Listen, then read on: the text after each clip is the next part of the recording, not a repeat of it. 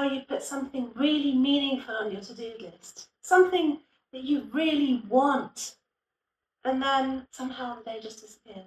You end up doing laundry, checking your inbox for the 6th time, reorganising your desk, or maybe even your spice rack. You're not lazy. You're not bad at following through. What's actually happening here is way more interesting. So let's start with you, right here in this moment. You have goals, dreams, things that you care about. But sometimes no matter how much you want them, something gets in the way, right?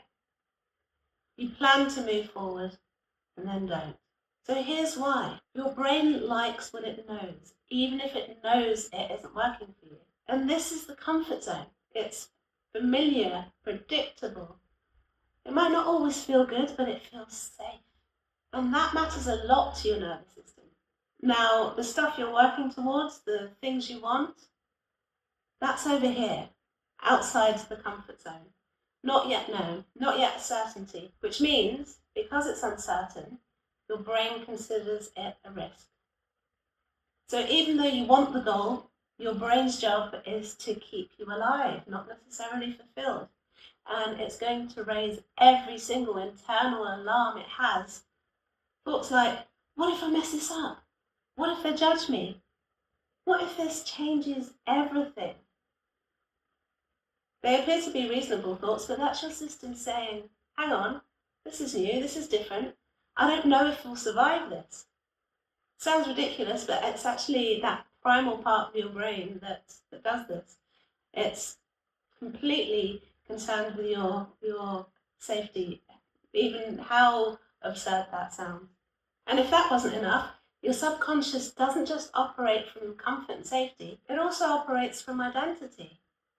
It reflects back to you who you believe you are.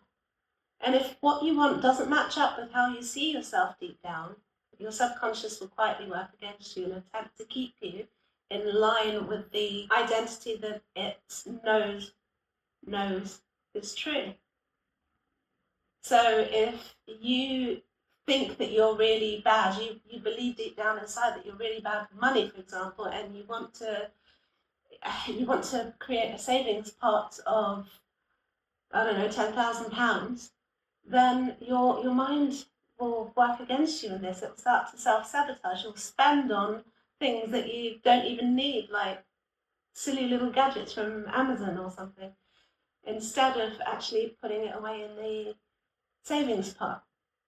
So yeah, that's a little example of how it works.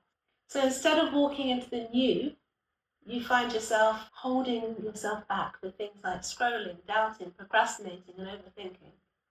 Or overspending when you want to save money, as the example was. And that's what self-sabotage really is. It's a protection strategy that's just outdated.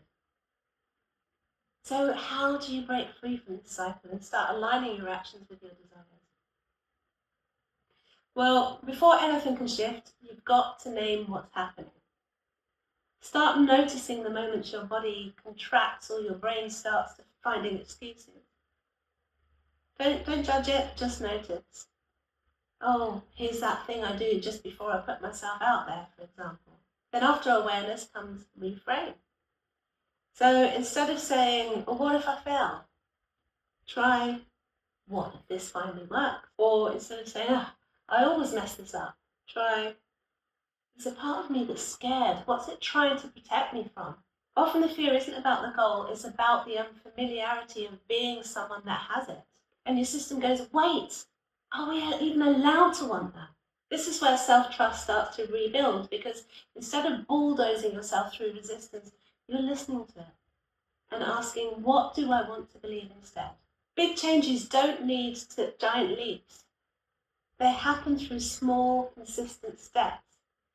Little tweaks in your daily habits or mindset can add up to something big over time. Even just thinking a new thought or looking at something from a different angle is progress. But growth takes courage. Taking action, especially when it feels uncomfortable, is where the real change happens. Sure, stepping out of your comfort zone can feel scary, but that's exactly where the magic of meaningful growth begins. And that's how it works. Each small step expands the container of who you believe you are. Imagine you're in a little bubble with a bigger bubble around you. You push against the edge of that bubble, the little bubble, till it pops, and you're in the next bigger bubble, and then there's bigger bubbles and bigger bubbles and bigger bubbles after that. You stop seeing yourself as someone who wants to try, and you start becoming someone who does. So let's bring it back to you. What's something that you've been circling around? Can you name the fear beneath the hesitation? And what's one smaller action, smaller than you think, that could begin that shift? The goal isn't to get rid of the fear, it's to move forward with it. That's where the courage comes in. You can walk forward and bring your fear along. You don't need to silence it, you just need to stop letting it drive. So this is what's happening when you self-sabotage. And this is how you begin to rewrite the story. If this resonated with you, and if you'd like help walking through these micro steps in real time, I created the Purposeful Path course for exactly that. It's not about doing more, it's about doing the right things from the most honest version of yourself. If that's of interest, you'll find the link in the description below. And if you want more grounded conversations like this one, subscribe to the channel. We unpack these patterns every week. And let me know in the comments, what one micro action are you committing to this week?